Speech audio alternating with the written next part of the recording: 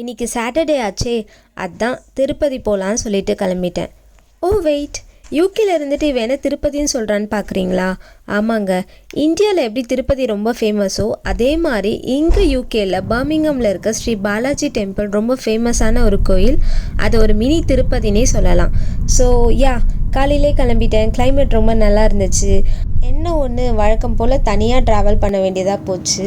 So தனியாக போயிட்டு தனியாக வர்றது கொஞ்சம் கடுப்பாக தான் இருக்கும். பட் த திங் இஸ், இந்த மாதிரி ஒரு கிளைமேட்டில் விண்டோ சீட்டில் தனியாக உட்காந்துட்டு சாங்ஸ் கேட்டுட்டு போயிட்டுருக்கும் போது oh my god, the feel is heaven அப்படி தான் இருந்தது. அண்ட் கொஞ்ச நேரத்துலேயே வந்து கோயிலும் வந்துடுச்சு. ஸோ இந்த கோயிலை பற்றி நான் சொல்லியே ஆகணும். உண்மையாகவே சொல்கிறேன், அந்த ஆர்கிடெக்ட் வந்து பயங்கரமாக பண்ணியிருக்காங்க.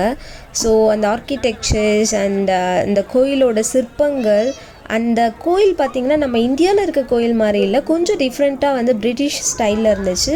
ஆனால் ரொம்ப ஸ்பேஷியஸாக இருந்தது.